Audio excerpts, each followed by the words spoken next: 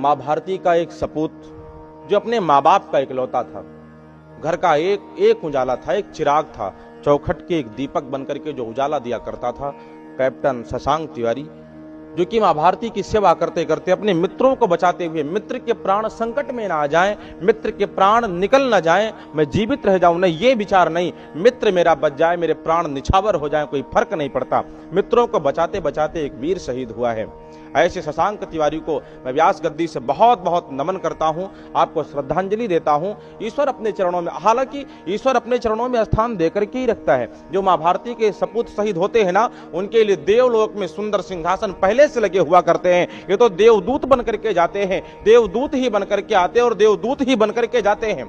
वो सदा सर्वदा के लिए अंकित हो जाया करते हैं। उनके नाम को कोई मिटा दे ऐसा फायदा नहीं होता। माई बाप तो इकलौता बेटा शहीद हुआ है, मेरे देश का ये रियल हीरो है। ये कुछ लोग रियल हीरो फिल्मी मक्कारों को मानते हैं, वो मेरे देश के हीरो नहीं हो सकते। फिल्मी वेश्याएं मेरे देश की मॉडल नहीं हो सकती। मेरे देश का हीरो तो एक सीमा पर तैनात एक सैनिक होता है। मेरे देश के रियल इस्टेट, मेरे देश के रियल मॉडल तो सीमा पर तैनात एक बहन हुआ करती है, जो बर्फ में भी खड़ी होती है, सूर्य के ताप में भी खड़ी होती है, जिसको डरने का कोई भय नहीं होता, जिसको काले होने का कोई भय नहीं होता, जिसको खाने और पीने का कोई भय नहीं होता। माई बाप वो सैनिक होते हैं। और मेरा मॉडल, मेरे रोल मॉडल, मेरे हीरो, मेरे मार्गदर्शक तो वही सैनिक होते हैं। आज शशांक तिवारी शहीद हुआ है, उनके माँ बाप को इस दुख सहन करने की ईश्वर क्षमता प्रदान करे। और मेरे तरफ से बहुत बहुत श्रद्धांजलि। पूरी व्यास गद्दी, संपूर्ण संत समाज, संपूर्ण भारत आपके साथ है।